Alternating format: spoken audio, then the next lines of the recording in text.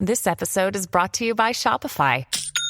Forget the frustration of picking commerce platforms when you switch your business to Shopify, the global commerce platform that supercharges your selling wherever you sell. With Shopify, you'll harness the same intuitive features, trusted apps, and powerful analytics used by the world's leading brands. Sign up today for your $1 per month trial period at shopify.com/tech, all lowercase. That's shopify.com/tech.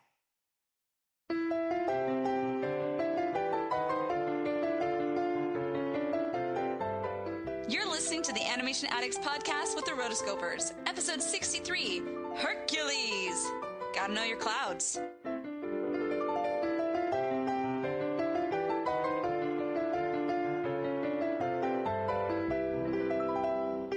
Welcome to the Animation Addicts podcast with the Rotoscopers. Disney, DreamWorks, Pixar, Don Bluth, and everything in between. We're your hosts, Morgan Stradling and Chelsea Robson. Hello, hello, hello. Ooh, bing, bada, boom, boom, boom. Love the dress. Thank you. So for those of you who are new to the show, we are the Rotoscopers. We are animation addicts just like you, and this is the Animation Addicts podcast where we talk about animated movies, past or present.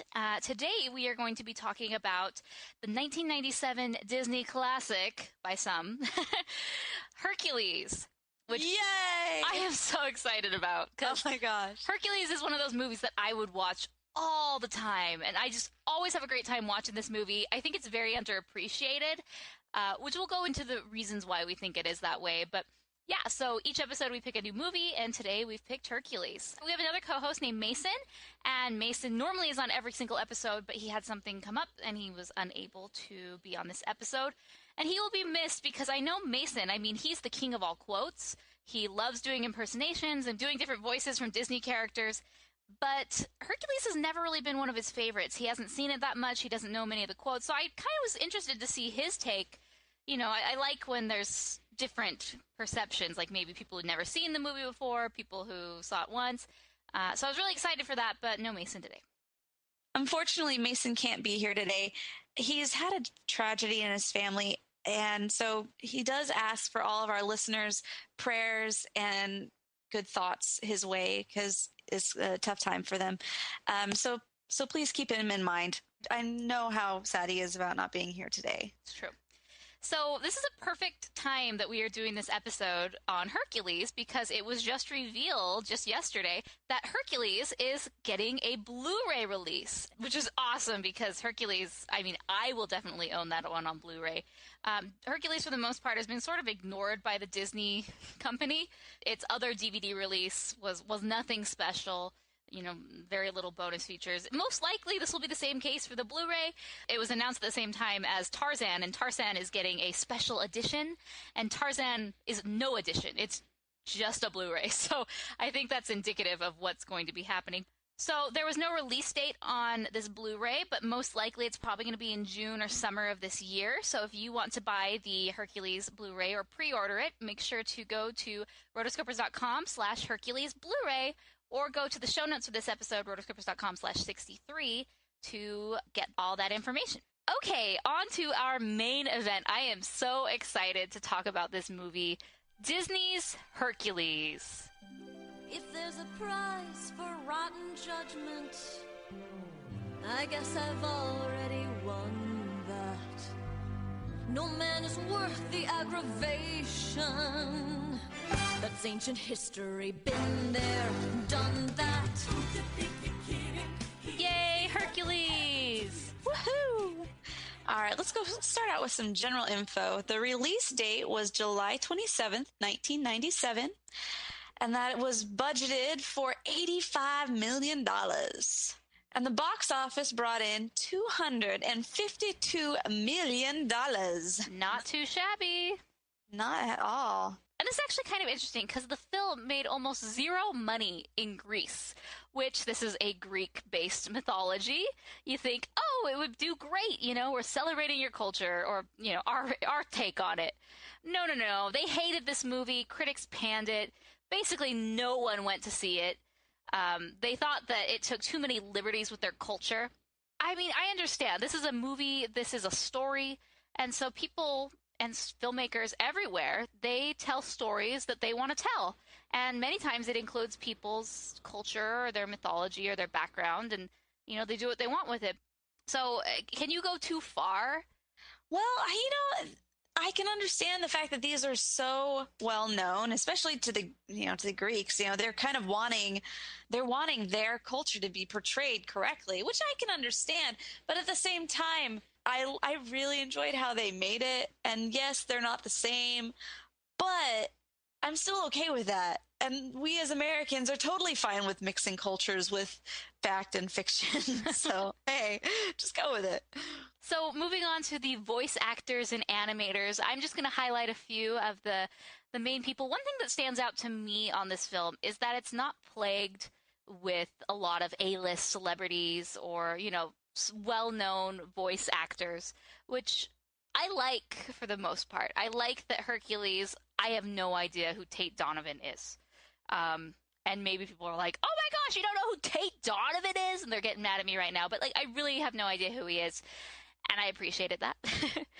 This was his very first job as a voice actor. Well, yeah. Well, there you go. I mean, I enjoyed the days when Disney and a lot of these animated films didn't have to rely on the celebrities. And maybe it just goes to show how movie culture has changed over the past 2 decades.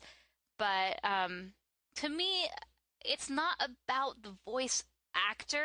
It is about the voice actor. I just want the best person to do the job. It doesn't have to be someone recognizable to me.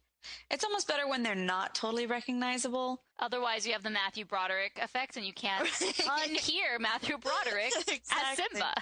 Exactly. So, actually, interesting.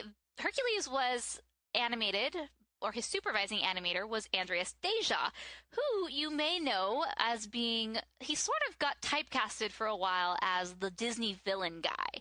He did Scar, he did Gaston, Jafar, he did a lot of, and King Triton, which isn't a bad guy. And so they immediately, for this movie, said, hey, do you want to do Hades? And he said, well, no, I want to do Hercules. And I really appreciated the fact that he asked to do something different, because he said, this is something I need to grow as an artist and to develop, and to have in my portfolio, is to say that I'm not just this one-sided guy. And it was really great because it was able to challenge him in ways that your typical Disney villain, I mean, he had it down pat at this point. So it was nice to see a different perspective on Hercules through Andreas Deja, and then at the same time to allow someone else to take the Disney villain role. So Hades was voiced by James Wood, and Nick Raniere was the supervising animator, which was really cool. And so Hades was sort of this Hollywood agent, used car salesman type guy. I mean, just really, really quick-witted. Initially, he was going to be more like a smooth talker, slow. But then when James Woods came in to do his performance, he kind of put this completely different angle on it that worked, and they loved it. And so he ended up ad-libbing a lot of the lines. Other notables, I would say this is probably the most notable, is Danny DeVito. Woohoo, Danny! As Philoctetes and Phil. This was probably the one that was capitalized on the most. Just because he is Danny DeVito. Yes, yes. You can't unhear Danny DeVito. And for him, it works, because Phil was just such a great animal. And I loved how they portrayed him. They kind of took a little bit of Grumpy from Snow White and a little bit of Bacchus from Fantasia as kind of the inspirations for this character. And Eric Goldberg, who is a character in himself, I love this guy. He is the one that actually did all the animation for Phil. And he did such a great job. This is such a great character. I love Eric. Eric did the genie in Aladdin. And Eric actually still works at Walt Disney Animation Studios. And I saw him at the D23 Expo this past year. He was doing kind of a demonstration about it was for Get a Horse, about how they turned these 2D characters into 3D characters. If you haven't seen Get a Horse, you have to. You'll be able to see it on the Frozen Blu-ray, and then you can watch it anytime. But yeah, so he was giving a demonstration, and he's definitely become a legend in his own right. And so I love Eric Goldberg. So did a great job with the Phil man. A few other notables: Susan Egan as Megara. Susan actually debuted the part of Belle on Broadway. So she is sort of a Disney princess in two ways. And we'll talk about Megara and whether she's a princess or not, or should be counted as a princess. Well, I'll just say it right now, because in the mythos, in the Hercules mythology, she was a princess and the daughter of the king of Thebes. So I'm not quite sure why Disney just got rid of the whole princess thing, since they loved princesses. This was before the Disney princess line became so big, but so maybe they were like, we've done so many princesses, everyone's a princess, so they maybe wanted to get rid of it. But now it seems like a missed opportunity, because totally, she is so different than so many of the other princesses.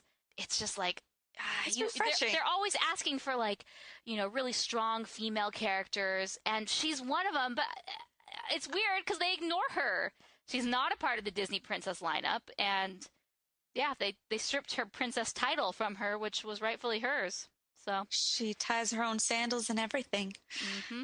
No, she's so good, and I think that's really interesting, because later on, as I'm watching this movie, all I can think is like her backstory, because they give enough of her backstory to kind of understand her reasonings, knowing why she does what she does and why she's going against Hercules and such, and how she's not a really bad person. But I'd still like to know more, because they really could have gone deeper as far as, like, you were the daughter of the king and now you're with me. But that might be really difficult to portray, and people would probably miss her. So right now she's kind of not missed. That makes sense. Yeah. So I don't know. It would have caused some holes in the storyline of this, but because right now I really don't. There aren't that many holes. They did a really good job with storytelling on this movie. Mm-hmm. But yeah.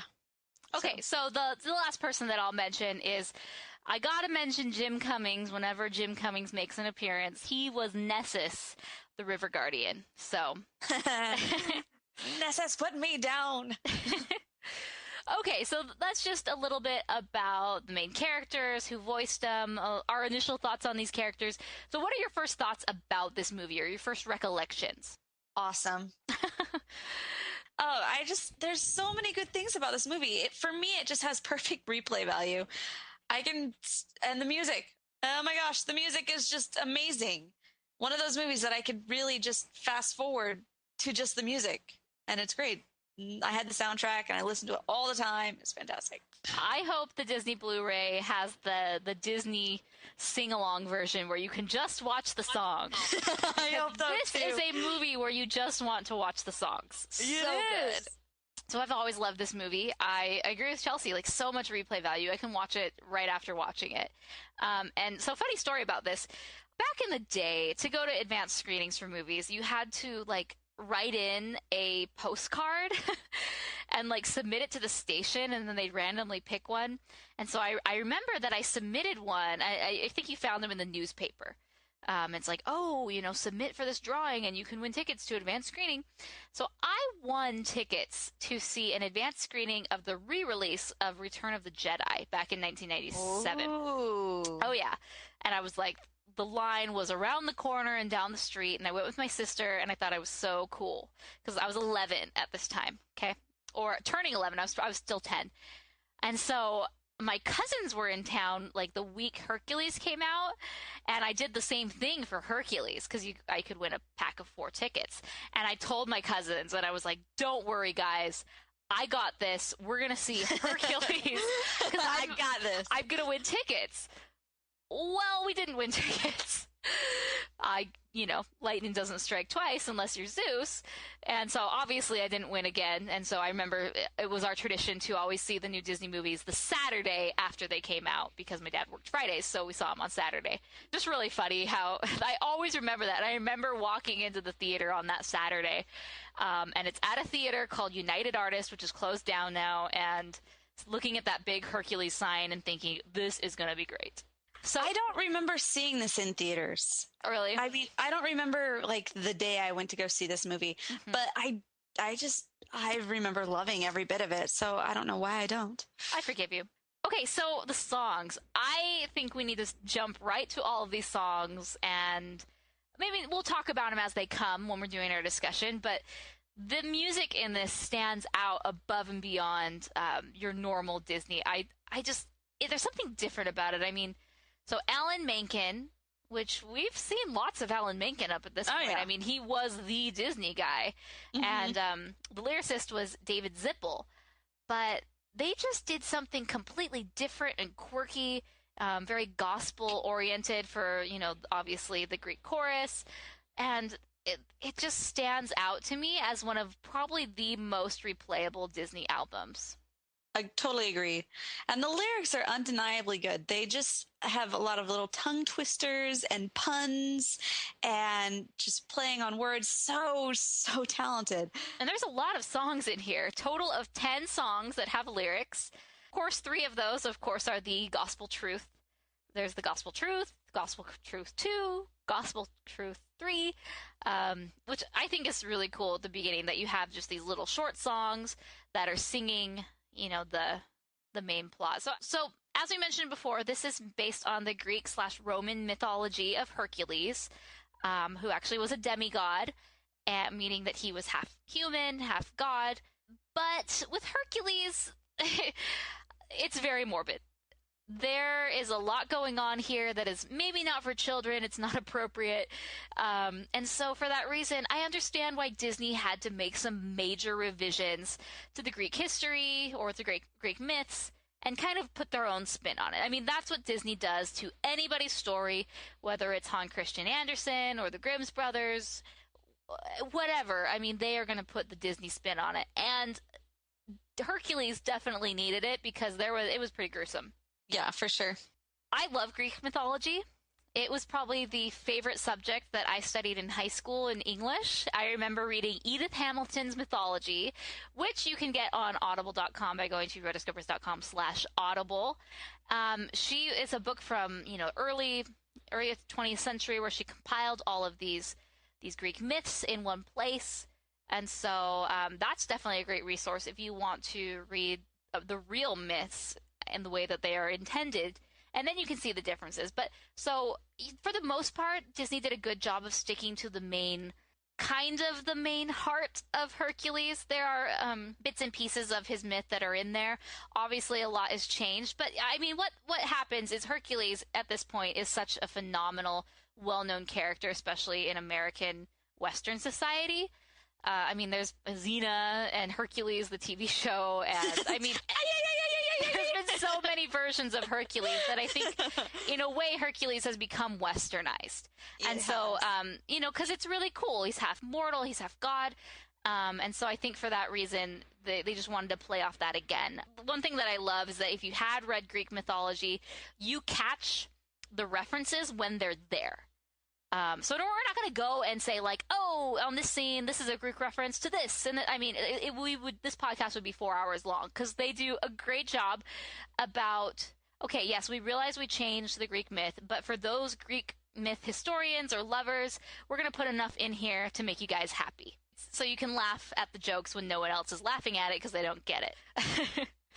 But here, right. we're just gonna mention a few key things that's important to know. So the first thing is Hera isn't actually Hercules' mom.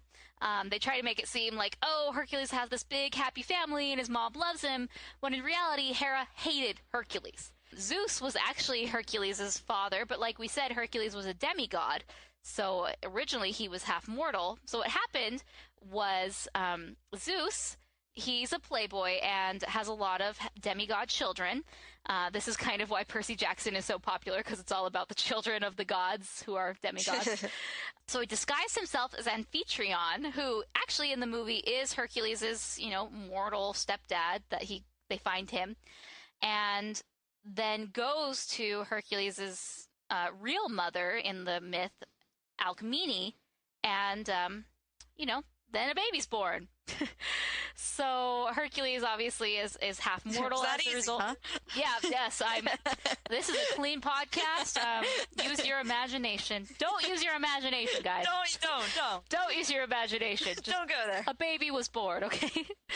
So yeah, and as a result, Hera found. I mean, I would be mad, okay? So Hera is furious with Zeus for doing this because he does this all the time, and I'm sure they've had conversations about this and about being faithful, but no, not for Zeus. Anyway, so as a result, she's furious. She swears vengeance on Hercules, and throughout all these myths, tries to hurt Hercules in any way, shape, or form, which she does.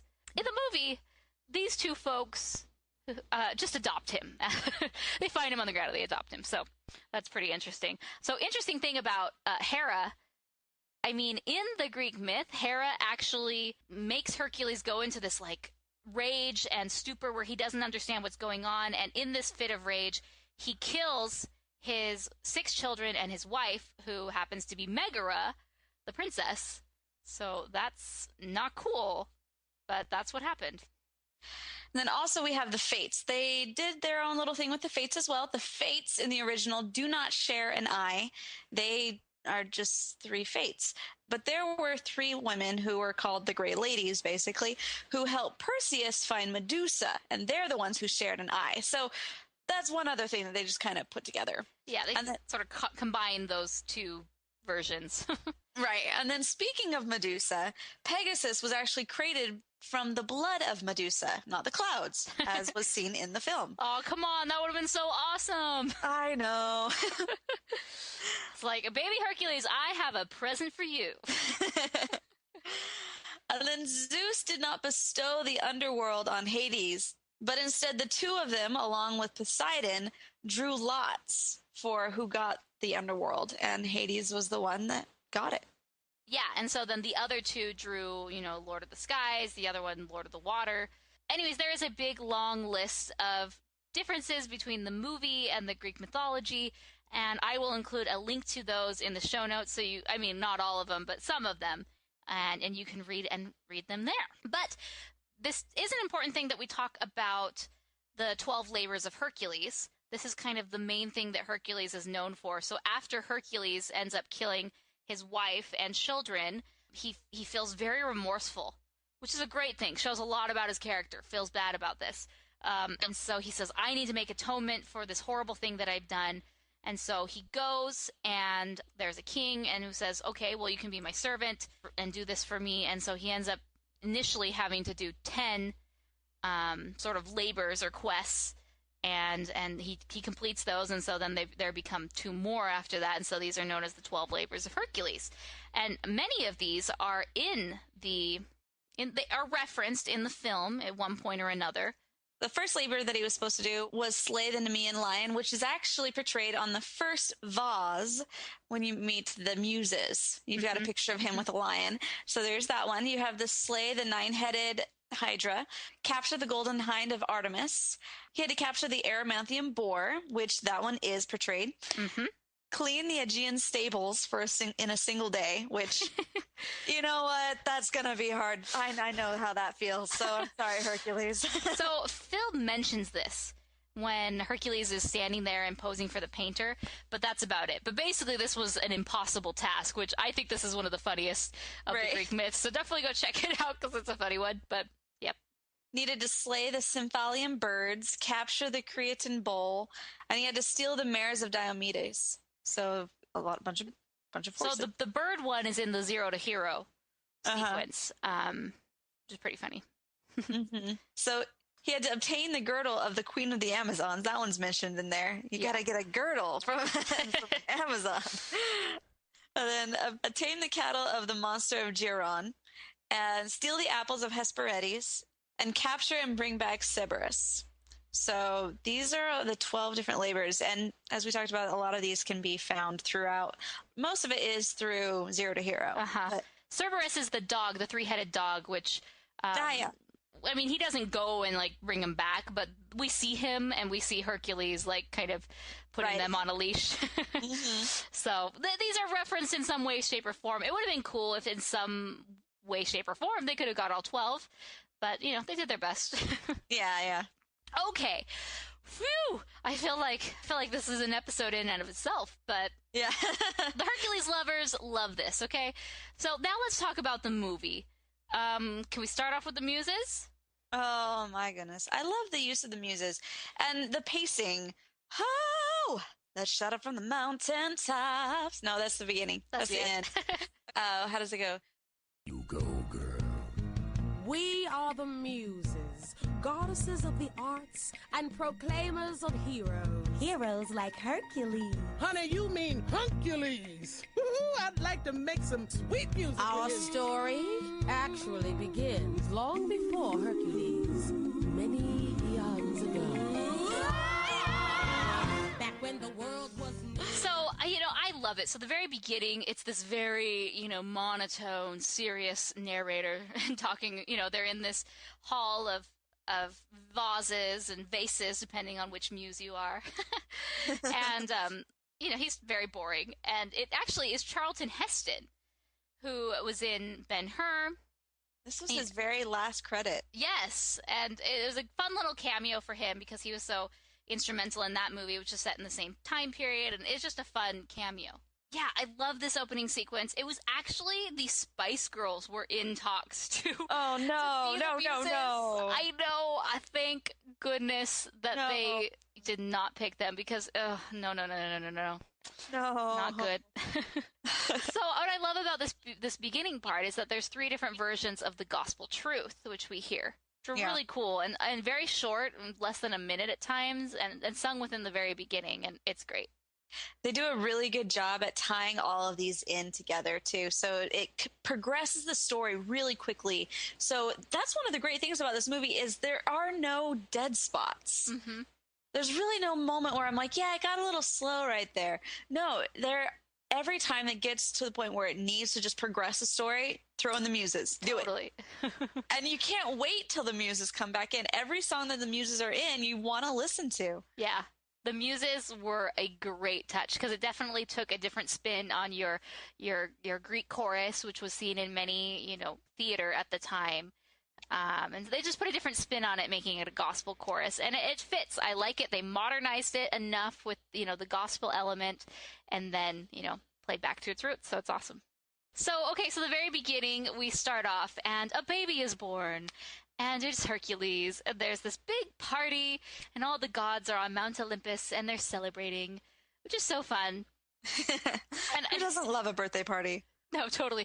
And I really like the look of the gods here because they're super saturated in their colors, very bright. Like I think of orange kind of typifies the skin color, lots of pinks and just really saturated colors. And they have this otherworldly glow to them, which makes them stand out. And you definitely see the difference when it's Hercules standing directly next to his father, Zeus.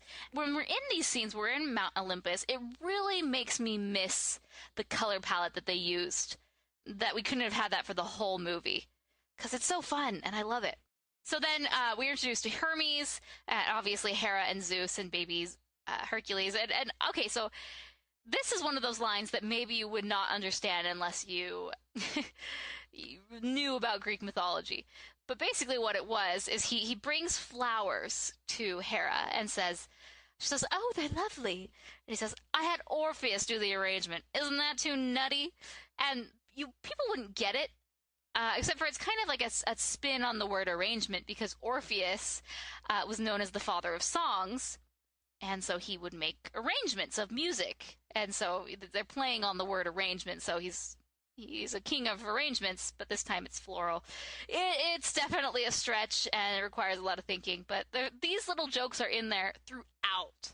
Yeah. Well, what's really funny about that is the voice of Hermes is none other than Paul Schaefer, who is the leader of the CBS Orchestra.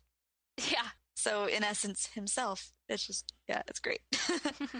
And so, okay, and I love this part where Zeus is like, on behalf of my son, I want to thank you all for your wonderful gifts.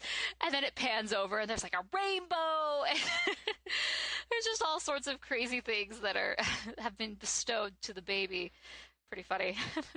And then Zeus gives his gift, which is Pegasus. This is another moment where you have to, know your science because he starts throwing off all these different words of clouds and yes, a little cirrus, a touch of nimbostratus, and a dash of cumulus. And gotta know your clouds. Gotta know your clouds. That might be our title. And then, of course, we have the introduction to the magical man of mystery, Hades. he did such a great job with this character. It's just so different from any of the villains that we've seen so far. Yeah, he's fast talking, and I think he has some of the best quotes. I mean, first off, this movie, every line, this is like Robin Hood caliber. Yes. Where every line is quotable. And I could probably quote this movie start to finish, and yeah, it would be great. But, you know, but at the same time, there's still quotes in there that after you've watched it, even now you watch it, you're like, oh, that's funny. Yeah. Funny bullseye. Yeah, I love the one. It's like, you know, I haven't been this choked up since I got a hunk of Osaka cut in my throat. That's like my favorite part, where he like makes that face after saying and he's like looking at everybody and they're not responding. Right. Yeah, that's a good one. So of course, Hades, he's kind of like the big bad wolf. He's just really mad and upset, and he's here at the party making an appearance for a short while because which you so gracefully just bestowed on me, Zeus, which, you know, really they drew lots and he just drew that. But, I mean, this is one thing I don't understand, and maybe I need to look into the Greek mythology a bit more, is, I mean, all these other Greek gods, I mean, Poseidon's there chilling, has no problem. It's not like Poseidon has to stay in the water. I feel like with Mount Olympus, this was like a place where they could all go freely. And so it just seems that he's like foreverly punished to live there. Well, you know, he just hates his job. He can go up to Mount Olympus anytime he wants, but it's, you know, the fact that he has to go back and do his job, like, oh, great. Okay, so, you know, obviously we're setting it up that Hades is mad, he's going to be a bad guy. He goes down, and we meet Pain and Panic, his buffoon sidekicks, who are hilarious, and they balance him out. He's funny. I don't really know if he needed these like goofy sidekicks because he's funny in himself. Yeah, but I still liked them because they were the little henchmen. They had a job to do, and they added a lot of humor in there. You know, it's like if he finds out, ooh, if it's good, mm-hmm. And those are funny things. Like, and also they needed somebody to blame for the fact that, you know, he didn't drink all of the potion. You know. Yeah, if Hades was blaming himself, I don't know how good that would have been. Right. They have great banter. Just tell me the instant the Fates arrive. Oh, they're here! What? The Fates are here? You didn't tell me? We are worms! Worthless worms! Memo to me. Maim you after my meeting. And I always thought that was said, name you after my meeting, not maim. Didn't quite know what maiming was. Yeah, I like the look that they exchange right after that. They're like, ah. This has happened before. Man, those guys, they have really great lines. And so when they go and they, you know, we'll turn the little sunspot mortal. Okay, so we're rewinding. Hades finds out that Hercules is going to ruin all of his plans, that Hades might have the chance to become world dominator, except, just maybe, if Hercules gets in your way, it's not going to be a good thing. So he's like, oh crap, we got to get rid of Hercules, but he's a god, so how do we get rid of him? And so he is very smart and has this potion, which apparently makes you mortal. It's just chilling there. Yeah, just, you know, it's awesome. I love it. The bubbles are skulls and all that. So right. Pain and Panic fly up to Mount Olympus. Not sure how they're allowed to get in, even though they're not really, you know, a god themselves. They're just little minions.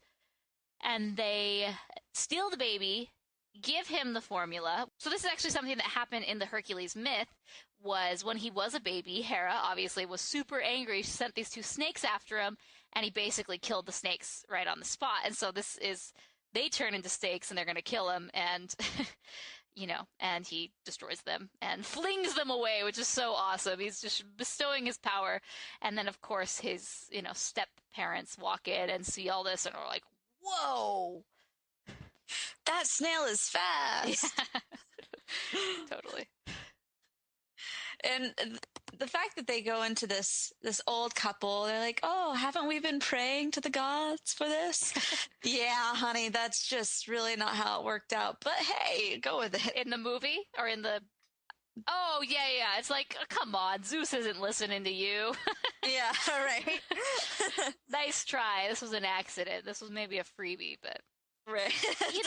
And it stinks because then they say, we go into another gospel truth. Young Herc was mortal now. Ooh. And so it's sad because, like it says in the lyrics, that Zeus and Hera can't do anything about it. Right. And I'm like, why? Why? It's like now suddenly, because of this accident, he can never come back unless he proves himself, which we'll discover later. But like, why not? You're Zeus. Can't he live up there with you, even though he's not? I guess you can't. I guess that's the thing, is that only gods can live up there. Yeah.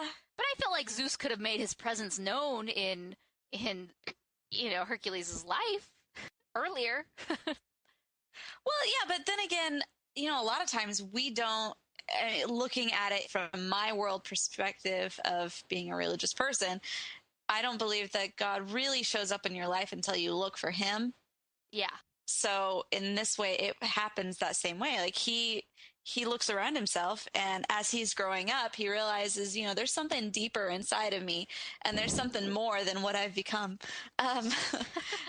And so it's that point in time where, the parents, it's their job to say, you know what? No, yeah, you do have a lot more inside of you than what, other people see or even what you see. So in order to find out, you've got to go to the temple of the gods, and you've got to figure out what it is that you're meant to be here for. So, Hercules grows up, and I love the teenage Hercules so much. Everything about him, he's just nerdy, he's not confident. Even though he's half god, he doesn't know it. He's just hasn't grown into himself. There's something about him that's different from everyone else that sets him apart. And this is actually something really good. He's half god. No one else has that, but he's ridiculed for who he is. He's a bit of a klutz. Nice catch, Hercules. And then, he destroys the forum. Which is a reference to how, we found the forum where it was already toppled over, and they like to say, well, this is actually how it happened. Hercules was here. Right. And so, after this whole, shebang where everything goes horribly wrong, which there is a cameo of the directors, John Musker and Ron Clements. So when Hercules at the very beginning is rushing into the town with Penelope, and he's holding the little cart with the hay, the two men that are working on that top little entrance thing, they're carrying stones and then they fall off after he rushes through. Those are the directors. So they also made a cameo in Aladdin. So it's their thing to make cameos. Pretty cool. So then he's talking to his dad, and he's like, I just feel like I don't belong here.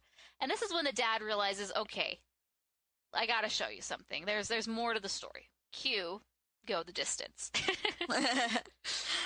And I love this song. It's so good. Like, the lyrics work perfectly for Hercules' situation, but perfectly I love this song on a spiritual level for me. Yeah, for sure. I have often dreamed of a far-off place where a great warm welcome will be waiting for me. It's warm, and it's also captivating. Like, no matter what your spiritual beliefs are, most people do feel that there are better things waiting for them than what is around them. And that's the only thing that really gives you hope to move on, to make different choices, and to make leaps and bounds, and to even have that courage to, take risks too. Mm-hmm. Yeah. And I love the imagery in this. I love how it's broken up by him actually meeting Zeus. Yeah. Which is cool. I mean, when you listen to the song, they cut that out, but he meets Zeus, and that is a revelatory instance where the statue of Zeus comes to life and starts talking. Father! And then he's reunited with Pegasus, which is fun, and the way they recognize each other is through the head conch. It's like, oh, Pegasus! Yeah, so that's...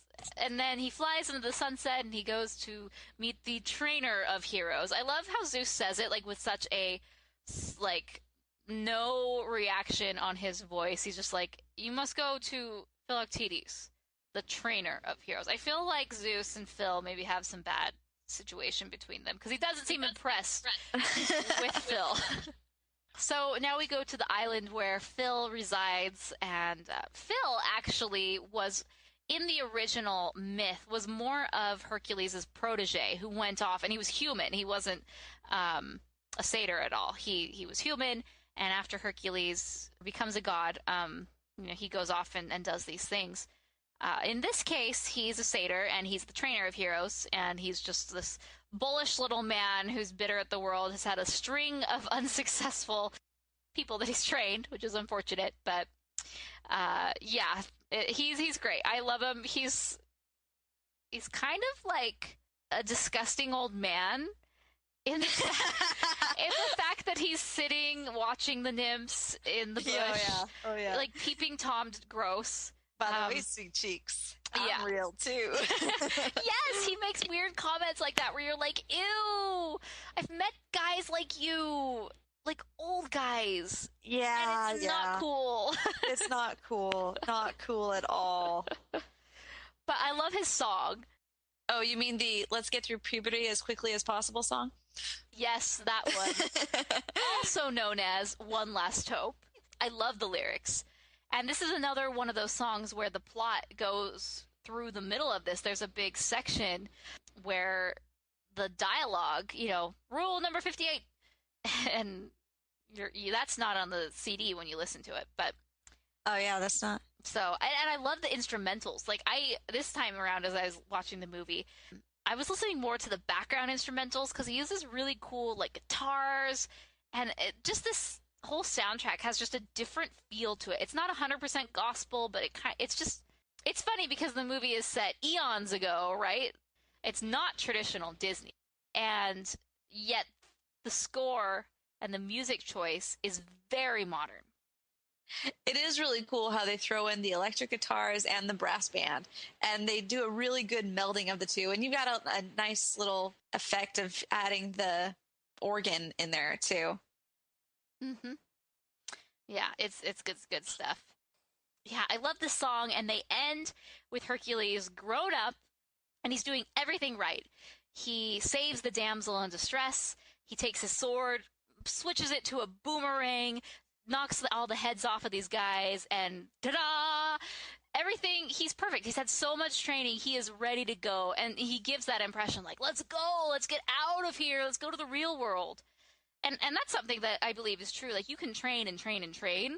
And you can master the practice round. But it's when you really get out to the real world where you really see what you're made of. And very quickly, once he gets to Thebes, he realizes, wow, I might not be cut out for this at the beginning. So before he gets to Thebes, they see the big all of itself. I love Thebes so much. So what I love about this movie before we get to Thebes is, okay, so this kind of, I think Aladdin set the stage for Hercules. Because Hercules is very modern, uses a lot of self-referential dialogue. I mean, when you see Pain and Panic in the forest, they're like, and Meg is like, a couple of rodents looking for a theme park. Things like that would not happen in a normal Disney movie. And so there's a lot of these sort of pop culture references that totally work because, I don't know, they just do such a great job. But I think that even this movie set the stage for Shrek, which does it on a completely other scale. And I know it's another studio, but I think Hercules does it better than Shrek because Shrek seems so dated. But to me, I don't see any of these jokes as being necessarily dated jokes from the 90s. They're just more like general pop culture jokes. I don't know. Maybe the Air Herc. People might not get that one, but fan following. You always run that risk when you're throwing in pop culture references. For example, like you were talking about in Shrek, I actually just watched Shrek the Musical on Netflix today. Oh, really? I did. That's why I thought it was odd that you said that. I'm like, oh, cool. But, I listening to some of those jokes, and they're all really great, but it is kind of for a different time, and they play on themselves, but then they play on other things, and you don't get it unless you're there. So It is dating it, and that's probably another reason why so many times they don't put those in there. But at the same time, you love it when they do. So I don't know. Yeah. I'm very pro Hercules, so I'm I know. glad that I'm glad that it exists. Yeah. A damsel in distress, Megara, and she is trapped by the river guardian Nessus. She's been sent there on business by Hades, which is interesting because we don't know that initially. We just think, oh, random girl stuck. And like I said, I love Megara. She's sassy, different than your classical Disney princess. So, do you think she's a good role model? Yeah, I don't see why she wouldn't be. Why wouldn't she be? I don't know. I mean, well, she did do a deal with the devil, basically. Well, yeah, I mean... But she learned from it. I mean, she started at a very low point and then went up from there, when I think a lot of the princesses start on a very high point, go down, and then end up high. She's just in this pit of sadness from the very beginning, and it's an unfortunate situation. Lesson learned, don't do deals with the devil, especially for a guy. Ugh. No. So they save her, and we learn that she's actually imprisoned by Hades and going to now be working to uncover this Hercules fellow who Hades just discovers is not dead and is very unhappy about it. Oh, yeah, he's not dead. Definitely not dead. It was like, uh-oh, yeah, now we found out he's found out again. Didn't we owe him money? Hercules is a very popular name. Remember all the boys' names were Jason and all the girls were named Brittany? That is a referential, because that is so true. Yes. That happened in the 80s, and everybody was named Brittany. That's like our generation right there. It's true. And it's true, because just like in Recess, there was an Ashley A and an Ashley B and a Brittany A and a Brittany B. Right. So, okay, so we finally make it to Thebes, the big olive itself. I love this place. One of my favorite parts is when it's like, oh, these people are nuts. And it's like, the end is coming. The end. Oh, yes, we will ponder that for a while. These people are crazy. Hey, Mac, want to buy a sundial? It's like total New York. But it's... And then they have the pita cart in the background walking. Yes. I love all of this. They just they turned New York City and they put it back in time about 5,000 years, whatever, maybe 2,000 years, and it's fun. This little dialogue back and forth is one of my favorites in the movie. And I think it's because I really like the voice casting in here. And it's like, oh, it was after the earthquakes. Yes, after the earthquakes. So what's interesting is this actually refers to the tragedy of Oedipus. So after Oedipus married his mother, yes, this happened. So, and he became the king of Thebes, a plague struck the city. So that's another reference is later in the day when they go to the play. Hercules takes Meg and he's like, and then there was that play, that Oedipus thing? Man, I thought I had problems. So if you have not read the story of Oedipus, it's crazy bizarre. But yeah, so all these plagues that are happening go to show that Oedipus was the king of Thebes at one point, and maybe in this version of Hercules, king at the same time. One thing you have to know with this movie is that they take all of the order of the mythos and they mix it around. So even though maybe this should have happened at a different time, they don't care. They put it now. Technically, Hercules was on the Argo. Achilles is, and then they make it seem like Achilles is dead. So you just got to do it and just accept it. And then, of course, you have Meg comes back and she's like, oh my goodness, a rock slide, a terrible rock slide. And this is kind of where the CGI kind of takes hold of this movie. Yeah. And as I watch these things nowadays, I feel like, I wonder what this movie would have looked like if they had done maybe a Paperman effect on these types of movies back in those days. Oh, it would have been much better. I don't know. Amazing. Like, okay, so this 1997, this is the same time that Anastasia came out. Anastasia, right, as we talked about in episode 12, rotoscopers.com/12, used CGI for inanimate objects. And so it kind of separated the world of the animate versus the inanimate. But here, they use CGI for creatures. So we have 2D humans and then the CGI monster. And it, at the time, I knew something was different about it. It wasn't that bad where I noticed or I thought, I mean, as I got older and more aware of animation, I definitely can see the difference. But I don't know. This was during the time... Now that your eye has been trained. This was during a time when they were definitely experimenting more and more with computer animation, and it sometimes works and it sometimes doesn't. It's just this poor growing pain zone in the late 90s. And then after that, you get Pain and Panic. Are they immortal? I don't know, because I know there are some mythological creatures that are immortal, that aren't gods, and there's some that are. But I feel like they have just an extended life. Let's just put that. And I don't know when it ends. Okay, we'll go with that. Now that we're thinking of age, Meg, how old do you think she is? I don't know. Do we know how long she's been in Hades' service? No, and it seems like it hasn't been very long. Maybe a year or two. I don't know. Especially with Susan Egan doing her voice, I feel like she's got like mid to late 20s era. Oh yeah, like she's definitely an older Disney princess. I would say late 20s for sure. Not 30s, not early 20s at all. She's right. She's like our age. That's what I was thinking. Like, she seems like our age. Like, I could hang with her. You know what you say, Chelsea? You only hang out with people your age? That is so first grade. It's true. No, I mean, she seems like she would fit in our little group of people. Like, if there's a real life Meg out there, please come and be our friend. I know, right? But that also begs the question, okay, Hercules is 18. Is he not? Yeah, more or less. That's robbing the cradle significantly for her. Yeah, that's true. This is one of the first instances of cougarness in a Disney film.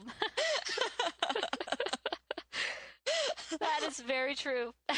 Awesome. This is what I went through as I was watching it this time. Anyway, back to... So then we go to the gorge. Well, yeah, okay, so Hercules saves it, whatever, lifts the rock, and woohoo, and then he chops off the necks, and they keep going back, and, what's really funny is that there's a crowd watching. There's like an amphitheater of seats.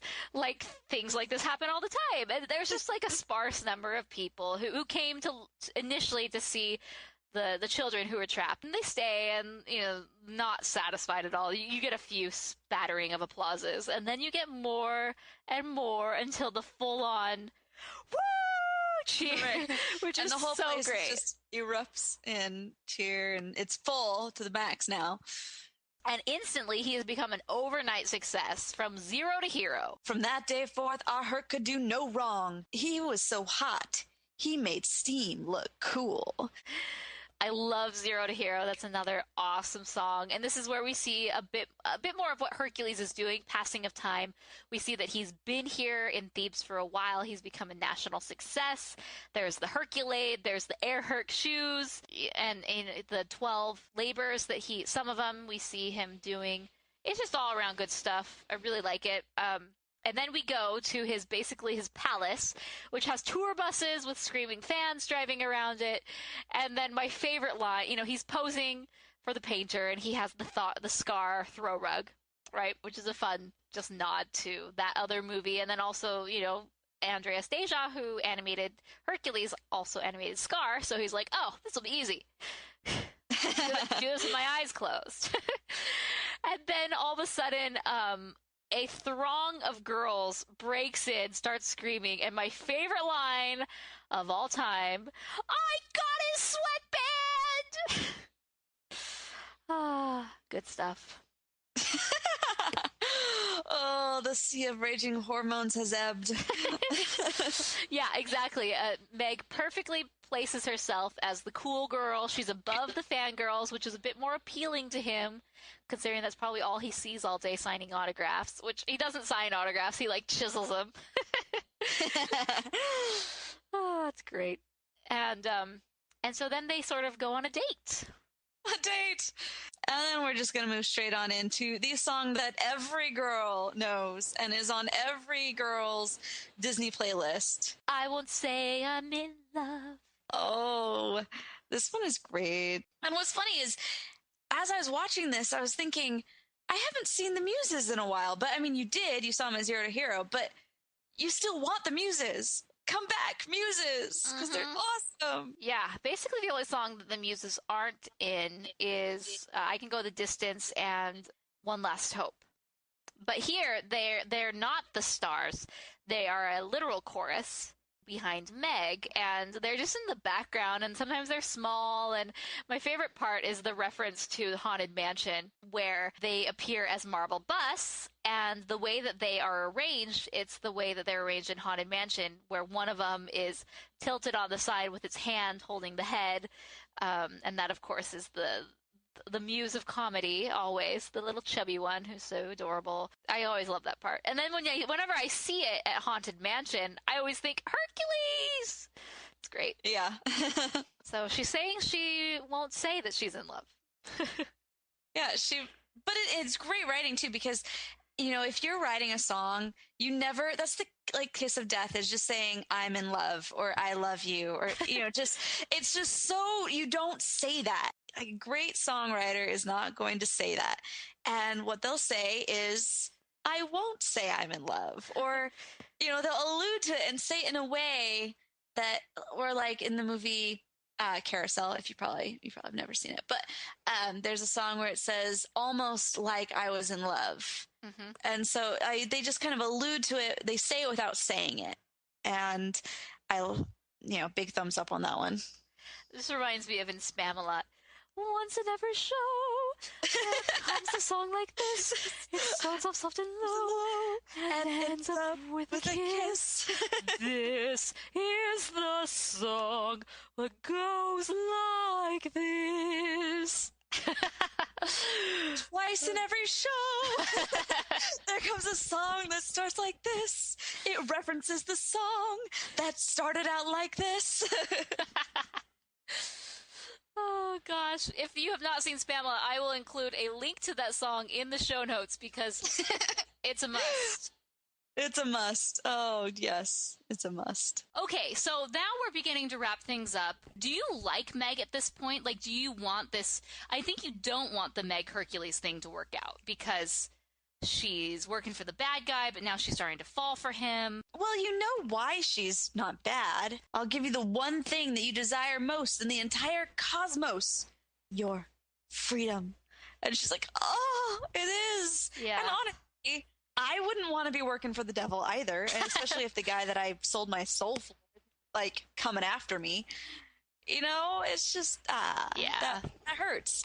So you understand her plight, but yeah, you also understand why it can't work out or why it shouldn't work out, and it's just you're between a rock and a hard place. Which happens to her later, actually. Yes.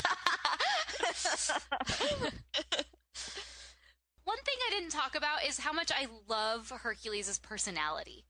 Because he's shy and not really confident, but he looks like he should be. Right. You know, he has the big muscles and the rippling physique, and you think this guy should be super confident, but he's just awkward around girls, and he doesn't know what to say, and has weak ankles. No, that's her. But yeah, that's a different type of man to be portrayed. So that's why I love these two main characters, because they're not very typical. And then also you see him like this, like openly talking about how much he loves her and how jovial and excited he is, and it's great. And then it comes crashing down. Womp. So now he's just there getting mad at Phil because he's, basically being the bearer of bad news, saying that, oh yeah, Meg is not what she seems. And so now he gets all mad and throws him into the barbells, which, come on. Phil's got That's messed up.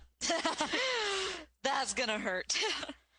And he leaves, and it's just so sad because you're like, oh, you were his buddy for so many years, and then all of a sudden it starts. You think you know a guy. Yeah, so Hades shows up, and at this point it starts sort of just, these aren't the most memorable moments of the movie to me. It's more like the first 2/3 that I really like, and the last third, kind of, it's like, oh, okay, it's just not as memorable. I just don't like it as much. So right here is where, it happens, the big boss fight, basically. The Titans are unleashed because the planets align. And so they start making their way to Mount Olympus. And so the difference between the Titans were actually the predecessors to the gods. And Zeus wasn't the one who trapped him away. It was Zeus's father. And the Titans really weren't this, like, manifestations of the elements. Like, in this case, one of them's ice, one of them's rock, and kind of one represents fire. And that's not what they were. And definitely one of them was not a Cyclops. A Cyclops is not a Titan. It's just a mythological creature. That's it. Like, he just got locked in there because he fell. He's like, oh, crap. And that's the funny part, is like all the Titans are raging up to Mount Olympus, and then Hades is like, hey, you, got something for you. So it's his job to keep Hercules busy and sort of wreak havoc on Thebes. And then this is the funny part where the Cyclops is like bouncing him on his belly. Oh, mighty Hercules. Yeah, and probably for the first time in Hercules' life, he has a black eye, and he's been injured, and he's never had to deal with that before. Maybe. Well, he is mortal, so he probably experiences all the things that come with mortality. But for the most part, he's able to take it and give it. Right. You know, through his wits and not so much his brawn, he is able to defeat the Cyclops, but still has to deal with falling objects, from which, as we mentioned before, Meg saves him. So he goes to Mount Olympus, and, you know, they're almost trapping his father. No, father! Star Wars reference for anyone. Anyways, Or Toy Story. That's what it is. Toy Story based on... So... Toy Story based on Star Wars reference. Exactly, that's why I said Star Wars, right? You know, saves the day, and then Zeus is like, yeah, way to go, kid. I knew you could do it. And so... But then at this point, Hades is like, you did great, kid, but at least I've got myself a consolation prize, and she's dying to see me. And Hercules is like, oh no, I forgot about Meg. And he flies back as fast as he can, but he misses it, and she ends up... that thread of life was cut before he got there. Yeah, she was mortal this whole time. Yeah. So he says, fine, I'm going to go down there. This is where one of the taming of Cerberus kind of... It doesn't tame him, but he basically goes down there. He runs a rampage and hits Hades in the face. I mean, he is livid that this happened, that his girlfriend, who he loved, died. Just, you know, and so he goes down there and he's going to save her. And Hades is like, sure, whatever. He goes, good luck. Go down, swim down that pool.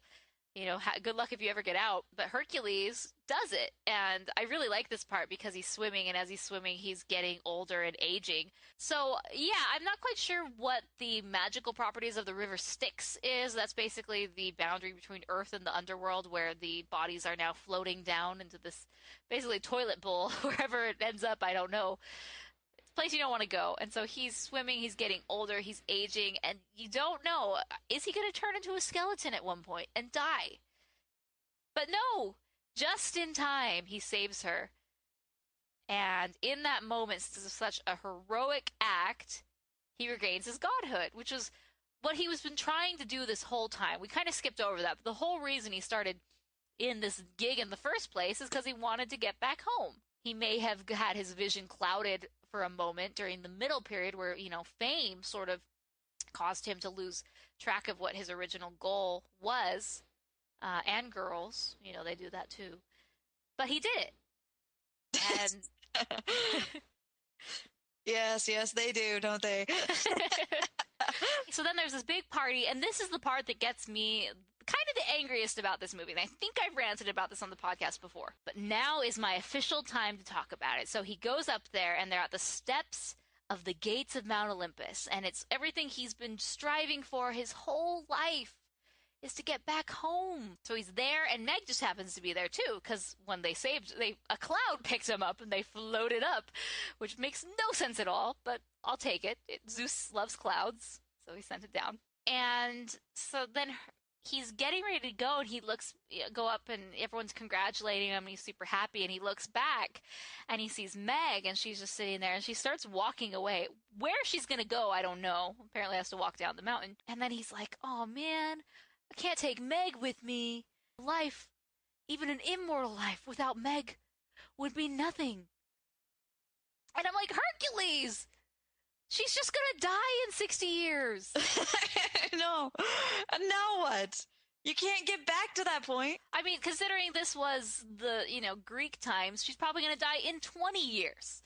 She's not gonna live that long. And then what? Now you're stuck being a human forever?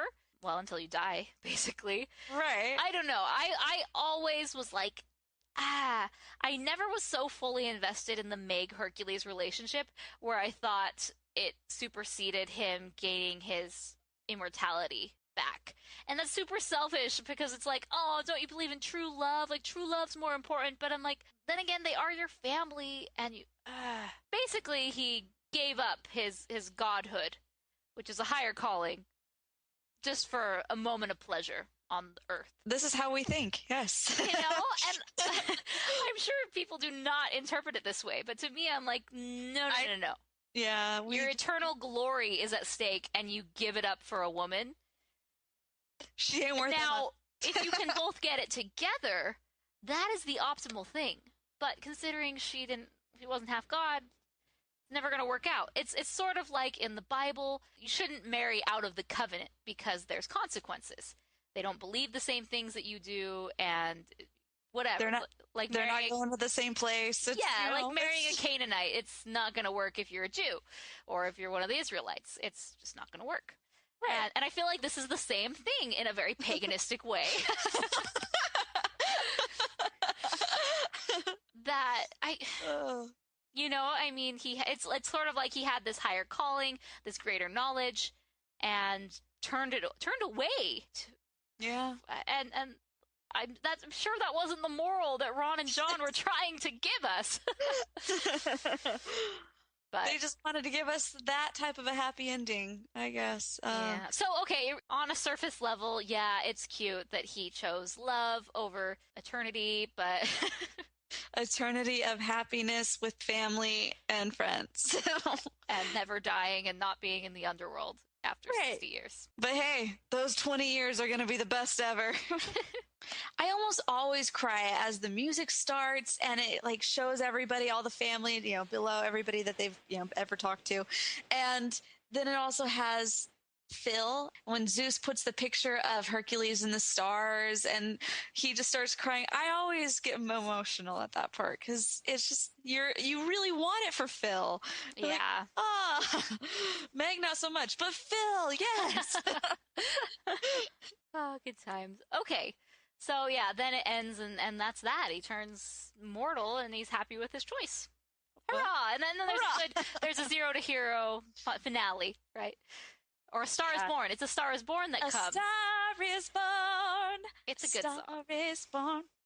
Gonna shed it from the mountain tops. A star is born. You're gonna point out the stops. A star is born. Love that song. Oh, so good. Gonna shout it from the mountain tops. A star is born. It's a time for pulling out the stops. A star is born. Honey, here's where the highlights do. The kid came shining through. Just sing the song. I know you're born. A star is born. He's a hero who can please the crowd. A star is born. So we're gonna rate this movie. Morgan, what do you give this? Okay.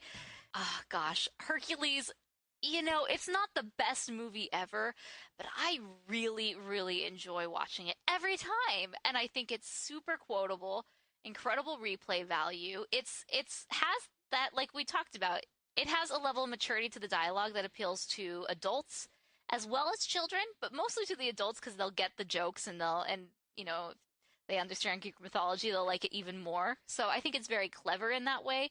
They put a great spin on the classic Hercules story to make it a bit more Disney friendly. And, I'm going to go out on a limb and say 4.5 stars. Yeah.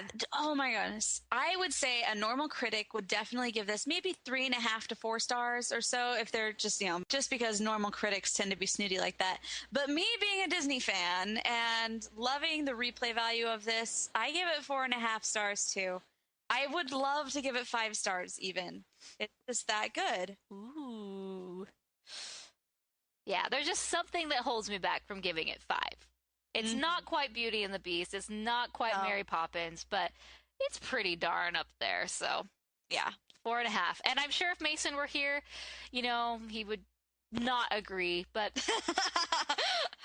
so let's go into the voicemail and hear what our fans had to say. A satyr but wiser, a good merchandiser, and whoa! There goes my ulcer! I'm down to one less hope, and I hope it's you. No kid, you're not exactly a dream come true. I trained enough turkeys who never came true. You're my one last hope, so you'll have to do. So now we're going to move on to our voicemail section. We have 5 voicemails and then 4 or 5 emails. This is probably the episode where we've had the most participation. Yeah. And it goes to show like how beloved this movie is by Disney fans. That people really want to get out there and share their opinion. So the first one is by Tyler. Hi, Rotoscopers. This is Tyler. I just wanted to mention that with Hercules, not only is it one of my favorite Disney movies, in part because it's actually based on a mythological tale as opposed to just a fairy tale. And I mean, the only other one I can think of off the top of my head they did was Atlantis, which is also fun in my opinion. But one of the things I really love is musically in the film, they took the classic Greek chorus from Greek dramas, and they revamped it, and they used the gospel chorus style to tell it in today's audience in a way that would feel more fresh. And I just thought that was really cool. And the muses are always one of my favorite parts of that film, and it's just one of my favorites. Every time I go to Disneyland, I keep thinking, why is Hercules nowhere? I don't know if I'm alone there, but I'd love to see some Hercules love in the parks. But at least the movie can still be watched, and it's amazing. But yeah, that's just what I wanted to bring up about Hercules. Super excited that you guys are doing a Hercules episode right now. It's one of the best movies that I can think of from that era. But yeah, talk to y'all later. Yes. Why isn't there more Hercules love in the parks? I don't understand this.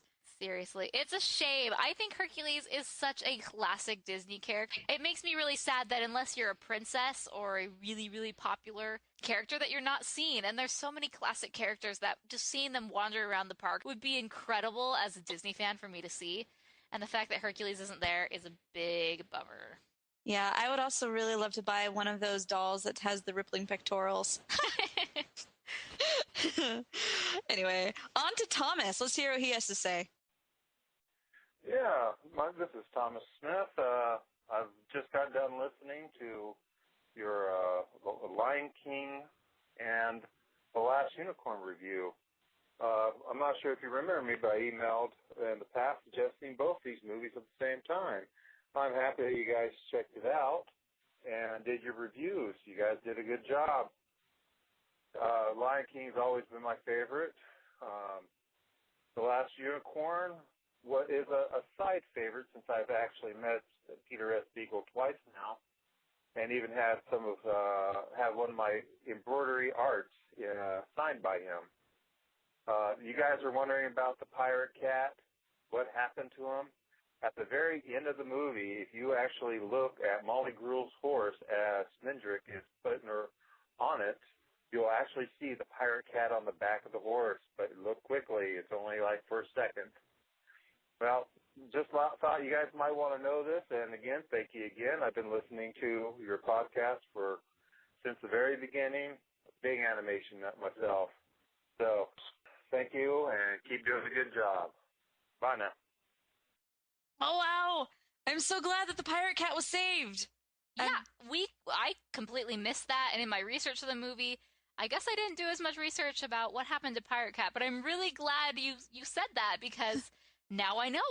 Yeah, he was good. And, oh man, I love it when we get people who say that they've been listening since the beginning, and it's just like, that's so nice. Thank you so much for being such a loyal listener. Thank you, Thomas. Moving on to Carly. Hi, Rotoscopers. My thoughts about the movie Hercules. I think it's a good movie. I mean, it's Disney, so I mean, I guess it doesn't really matter what Disney does, because Disney's like, yeah, we're pretty cool. But I like Hercules. I liked its art design. It matched the whole Greek concept very well. I like the animation. It's like it was late 1990s, so it's pretty good. I haven't really studied animation that much, but I'm going to become an animation major at Edinburgh University, and my soon-to-be traditional animation professor, he actually worked on a bunch of Disney movies, including Hercules, so I thought that would be pretty good. I mean, the animation program at Edinburgh is #1 in the state of Pennsylvania, which is where I live, so it's pretty good. But I just loved everything about Hercules, the voice cast, the art design, everything was pretty good. Story was pretty decent too. But yeah, I really love your podcast. I really love Mason whenever he tries to go with his inner Matthew Broderick. But yeah, I just like Hercules, and I think you guys have a great podcast. So bye, and I can't wait to hear more of you guys. That's awesome to hear, Carly. That's really exciting to see you got some great hookups at your school in Pennsylvania. Mm-hmm. Hey, Rotoscopers. The thing I remember about Hercules is definitely Hades. I always liked that James Woods' vocal performance was, almost like a car salesman, kind of a way of talking. I like when villains had that comedic tone to it, when he's going, name is Hades, Lord is it? Hi, how are you doing? I love that kind of stuff. So, while the film's not exactly one of my favorite Disney movies, it has some standout moments, and that's one of them. Awesome. Thank you. This person didn't leave their name, so I don't know who to thank for sending this awesome email. But yes, completely agree. Hades rocks it. Yeah, comedic villains are always great. Thanks so much for calling in. Hi, Rotoscopers. It's Michael in the Midwest again. I sounded off a bit on Spirit, and I thought I would do the same with Hercules. The funny thing when I think about Hercules is how after The Lion King came out in 1994, it would be 3 years before I'd see another film in theaters again. I didn't go to see Pocahontas or Hunchback in theaters, even though I was a huge Disney fanatic. But Hercules somehow got me back in theaters.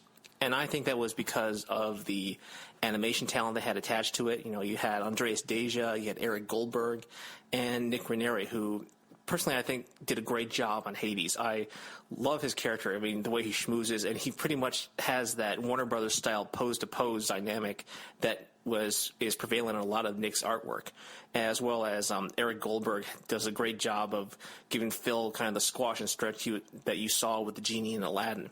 The story overall feels like it doesn't really hold together as much and just kind of collapses in with the weight of all the pop culture gags. Though I will say I do love the music by Alan Menken and David Zippel. I think Zippel did a great job with the lyrics, and of course I love Susan Egan singing "I Won't Say I'm in Love." Though I will say one thing, I really wish that, unlike us getting the Michael Bolton remix of Go the Distance, I wish we would have gotten the overseas remix of Belinda Carlisle singing I Won't Say I'm in Love. And yes, that does exist. So I'll just sign off and say adios.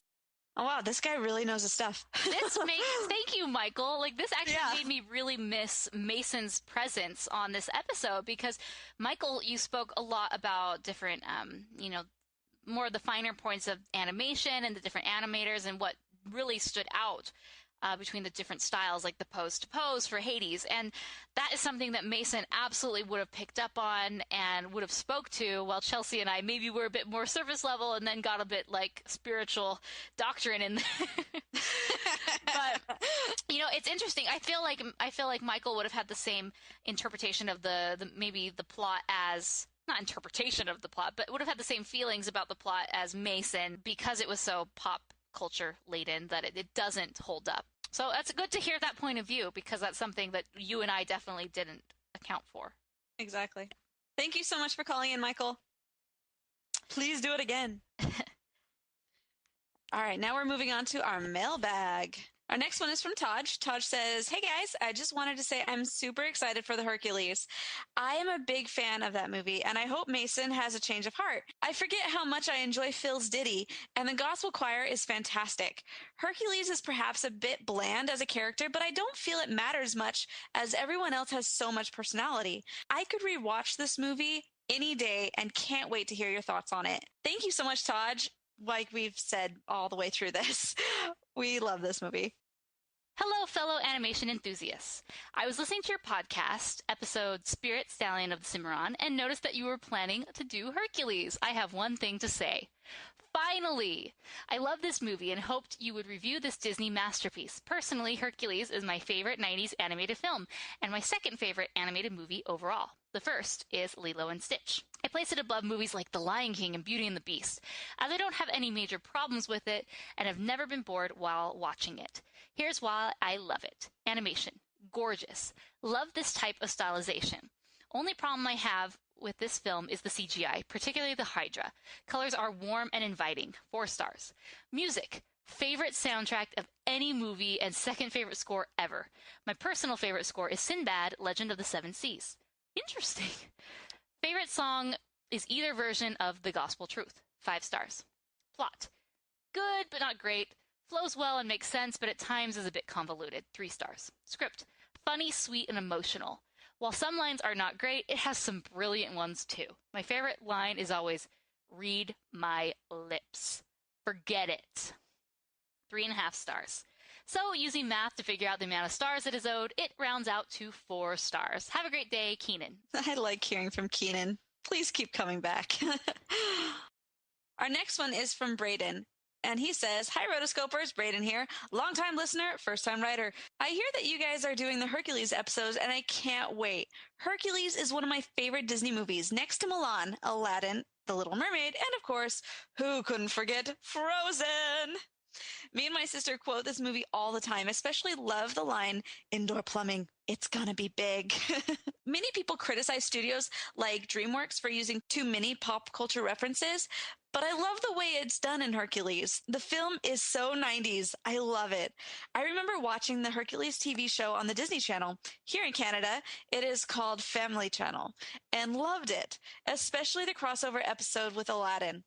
Oh, I never saw that one. I hate to see that this movie has been forgotten, especially since its music and characters are so memorable, especially Hades. I can't describe how much I love this movie, even if it does have its flaws. To add on to your nerdy couch discussion about Disney horses, would you guys consider Carpet or Sven Disney horses, despite them being different species? Some people do consider them to be because they take on the horse-like roles in their films. And if Carpet is considered a Disney horse, he is my favorite. Thanks for putting so much work and passion into the Rotoscopers. All of us animation fans really appreciate it. Keep up the great work. Thanks, Braden. All right, I'm going to read the next one. Okay. From Frank. He says, "So I remember enjoying Hercules quite a bit when I was little. I remember even getting my parents to buy one of those special edition plates from McDonald's. Awesome. It's a movie that had quite some nostalgia from me." Okay, pause. Can we just laugh about special edition McDonald's plates? Yes, please. Awesome. Or like they had all the cups. Yeah, I have the glass cups.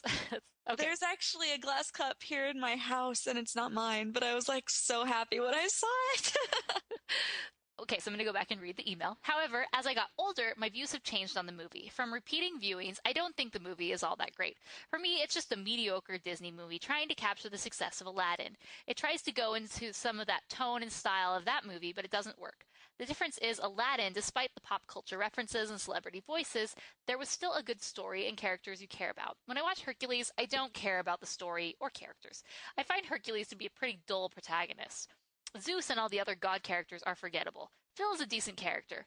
Meg had potential with her tragic backstory, but her relationship with Hercules isn't well developed and their romance does not feel earned. The only character I liked was Hades, mainly because he's entertaining and has some of the best lines. The story is basically a watered-down version of Superman in my eyes. I know the true story is too dark, but I think a better story was possible. I mean, Disney was able to make a great Hunchback of Notre Dame movie, and also the pop culture references are dated and not that funny. Aladdin had pop culture references, but only one character was doing it, and it made sense in context. The pop culture jokes just don't work in Hercules in my eyes. Another thing that disappointed me is sadly the music. I love Alan Menken's work, but I think Hercules is one of the weaker entries. I'm not into gospel music, so I don't think that music mixed with the mythology stuff is kind of weird. I think Go the Distance is a pretty good song, along with I Won't Say I'm in Love. I didn't really care for the other songs, however, to be perfectly honest. I apologize in advance for perhaps an unpopular opinion, LOL. Hercules is just one of those rare nostalgic movies that does not hold up well for me. Thought it'd be interesting to have a negative post on this movie, Frank. You know, and it's really insightful that Frank knew his view maybe would be less popular. Right. I don't know.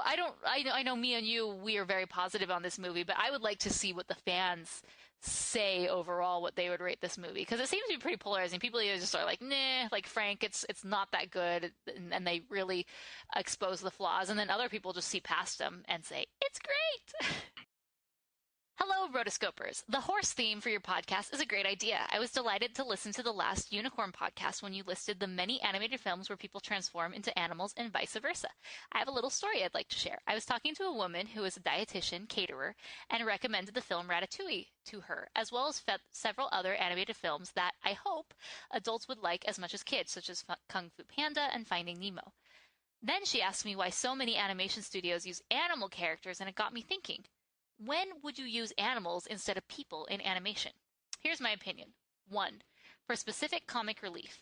It's not always funny when people hurt each other and can sometimes come across as too violent or brutal on screen.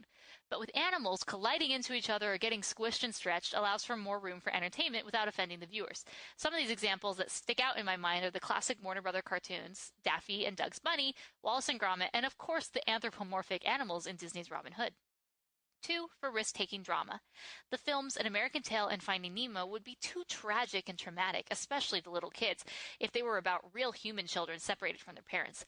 But making the protagonists into cute little animals removes the story a bit from reality while still allowing the audience to connect to the characters. The same goes for Oliver and Company and The Great Mouse Detective.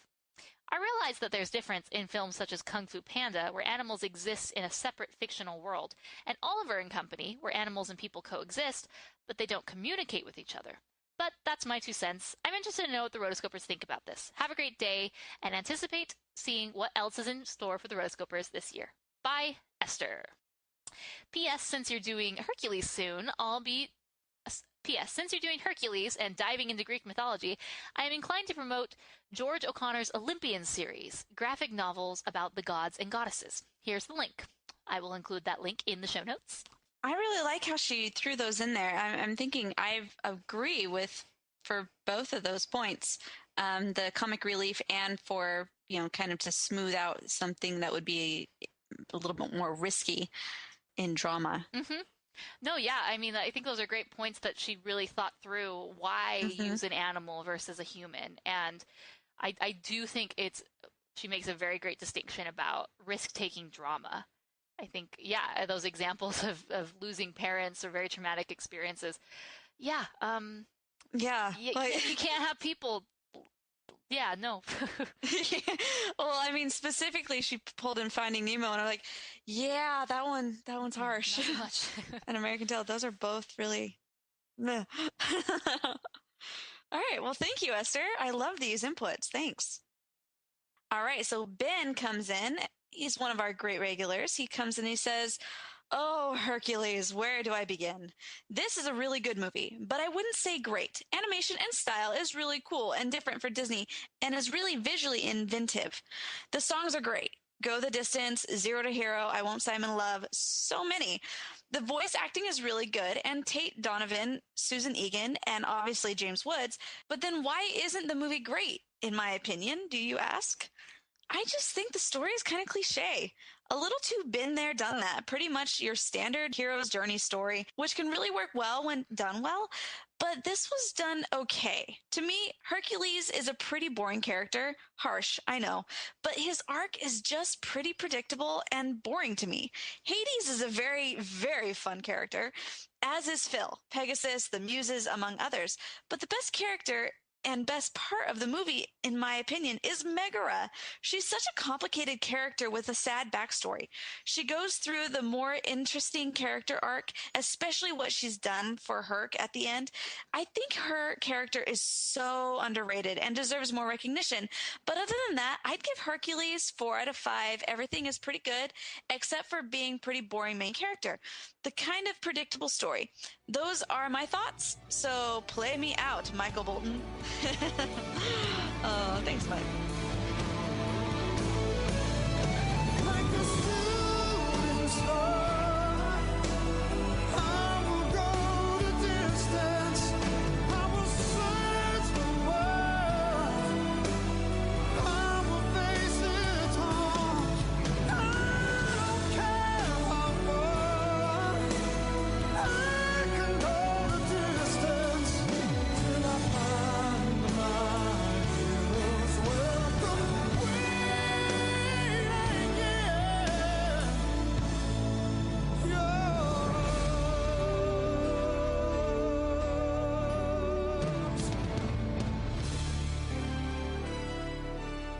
Okay, so that was another great episode. Thanks, Chelsea, for joining me and being my guest on this Hercules hero's journey.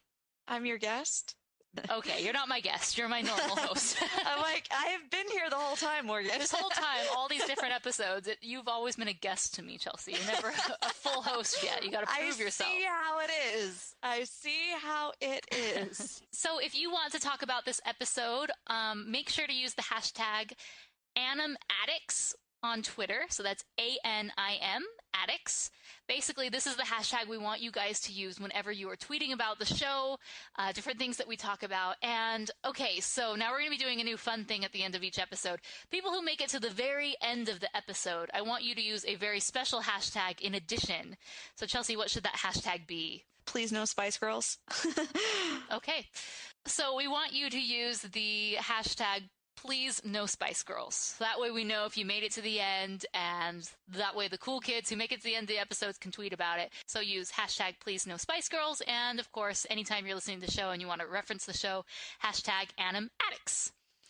And of course, you can follow us on Rotoscopers.com. That's where you can find the links to our Twitter, Facebook, Tumblr, Instagram, basically anywhere and everywhere on the interweb. That's also where you can find our news articles and reviews that we do. Also, we have a YouTube channel, which is at rotoscopers.com/YouTube.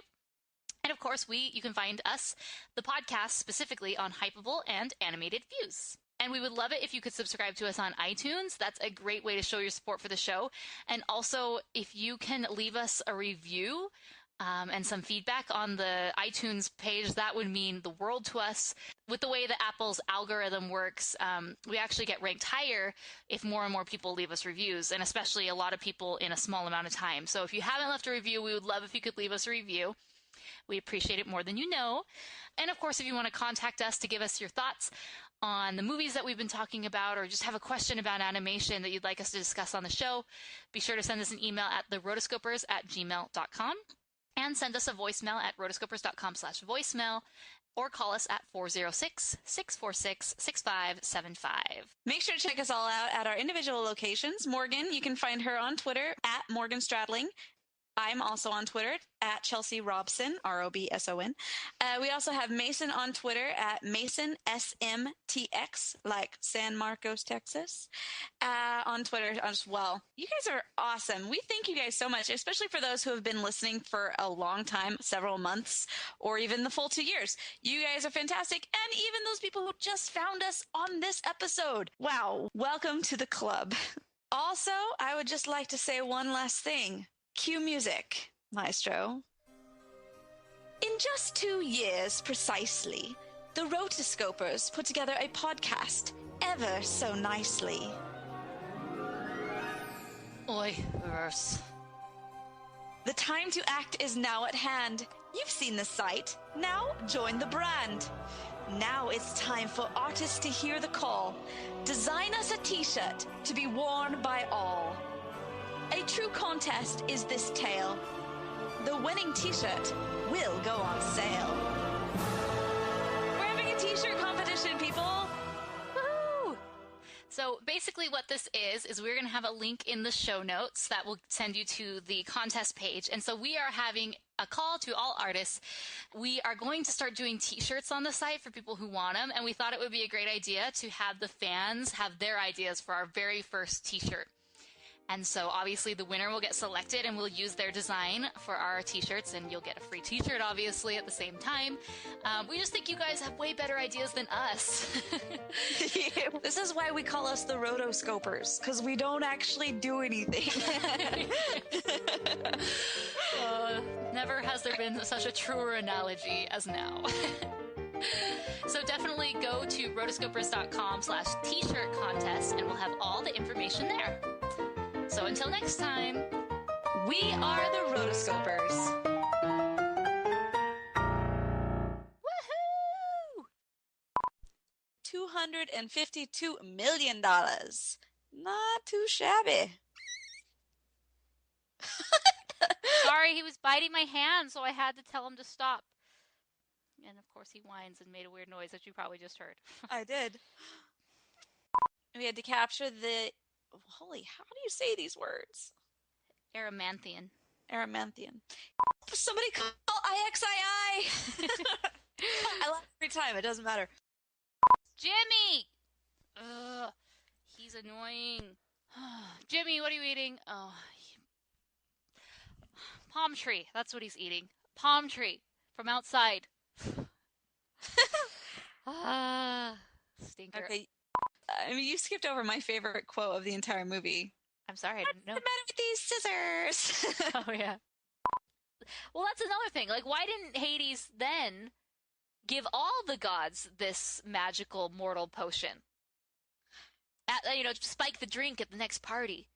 That's true. Hi. Sorry, Jimmy was giving me a kiss. He's sitting by me and being good. Okay. Good. We are the Muses, goddesses of the arts and proclaimers of heroes. Heroes like Hercules. Honey, you mean Hercules. Ooh, I'd like to make some sweet music with... Our story actually begins long before Hercules, many eons ago. Back when the world was new. Oh, yeah. The planet Earth was down on its luck. And everywhere gigantic brutes called Titans ran amok. It was a nasty place. The guitar right there is great. There was a mess wherever you stepped. And everywhere gigantic brutes called Titans ran amok. And then along came Zeus, he threw his thunderbolt.